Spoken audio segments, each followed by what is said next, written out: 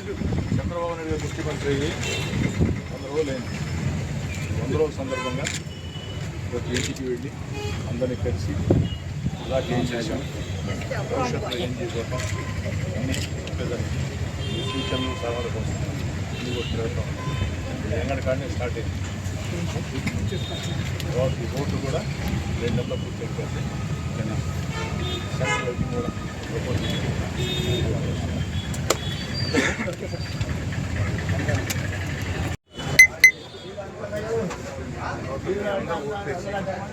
చంద్రబాబు నాయుడు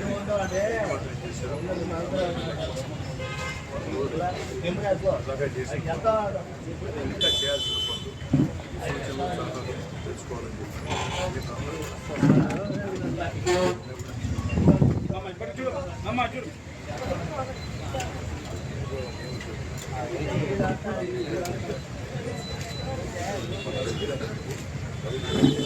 బాబు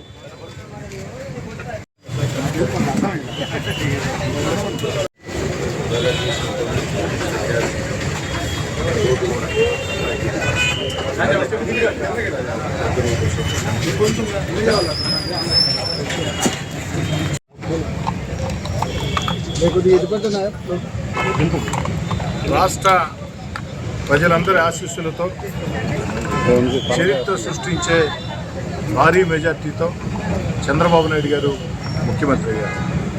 చంద్రబాబు నాయుడు గారు ముఖ్యమంత్రి అయ్యే నాటికి గత వైఎస్ఆర్ కాంగ్రెస్ పార్టీ ప్రభుత్వ పాపాల వల్ల, గత వైఎస్ఆర్ కాంగ్రెస్ పార్టీ ప్రభుత్వ పరిపాలనలో ఆనాటి ముఖ్యమంత్రి వైఎస్ జగన్మోహన్ రెడ్డి గారి అరాచక అస్తవ్యస్త విధానాల వల్ల రాష్ట్రం అన్ని రకాల ఆర్థికంగా దివాలా తీసిన పరిస్థితి. రాష్ట్రంలో అభివృద్ధి కార్యక్రమాలు లేవు.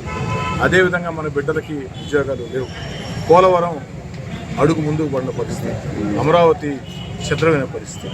1 కాదు, 2 కాదు, 3 కాదు, అనేక రకాలుగా ఆంధ్ర రాష్ట్రం సర్వనాశనమైన పరిస్థితుల్లో, ఈ పరిస్థితుల్లో చంద్రబాబు నాయుడు గారి మినహా వేరే వాళ్ళు ముఖ్యమంత్రి అయ్యి ఉంటే ఈ రాష్ట్రాన్ని గాడిలో పెట్టాలంటే ఒక పట్టణ సాధ్యమైన పరిస్థితి కాదు. అయినా తన అపార అనుభవంతో చంద్రబాబు నాయుడు గారు ఈ రాష్ట్రాన్ని గాడిలో పెట్టి ఒక పక్క సంక్షేమ కార్యక్రమాలు కొనసాగిస్తూ, మరో పక్క అభివృద్ధి కార్యక్రమాలు కొనసాగిస్తూ, మరో పక్క మన బిడ్డలకు ఉద్యోగాలు వచ్చేదానికి అన్ని రకాల పారిశ్రామిక పెట్టుబడులను ఆకర్షిస్తూ, మరో పక్క ఆంధ్ర రాష్ట్ర రైతుల జీవనాడి పోలవరాన్ని పూర్తి చేసే దిశగా అడుగులు ముందుకు వేస్తూ అంతర్జాతీయ స్థాయిలో అమరావతి రాజధాని నిర్మాణం సాగిస్తూ ముందుకు సాగుతుంది. అందుకే ఇది 100 రోజుల పరిపాలన పూర్తయిన తర్వాత చంద్రబాబు నాయుడు గారి ఆదేశాల మేరకి ఎమ్మెల్యేలు వైఎస్ఆర్ కాంగ్రెస్ పార్టీ ఏదైతే అస్తవ్యస్త విధానాలతో ఆంధ్ర రాష్ట్రం సర్వనాశనమైందో, తెలుగుదేశం పార్టీ హయాంలో ఏ విధంగానైతే గాడిం పడుతున్నావో ఇవన్నీ కూడా ప్రజలకి తెలియజేసేదానికి ఎక్కడికక్కడ తెలుగుదేశం పార్టీ నాయకులు క్షేత్రస్థాయిలో ప్రతి ప్రాంతంలో కూడా వెళ్ళి ప్రజలకు వివరించి ఇంకా ప్రజల వద్ద నుంచి సూచనలు సలహాలు తీసుకుని మరింత పెరుగైన ప్రభుత్వం పరిపాలన అందించేదానికే చంద్రబాబు నాయుడు గారి ప్రయత్నం. ఇది మంచి ప్రభుత్వం. ఎందుకంటే ఆ రోజు ఎన్నికల వేళ ఇచ్చిన హామీల ప్రకారం మెగా డిఎస్సితో ఏదైతే ఆ యొక్క ఉపాధ్యాయ భర్తీలు చేపట్టడం, అదేవిధంగా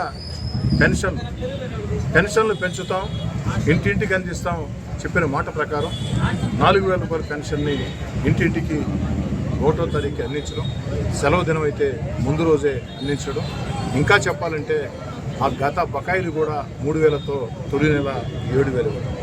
ఇలా 1 కాదు, 2 కాదు, 3 కాదు.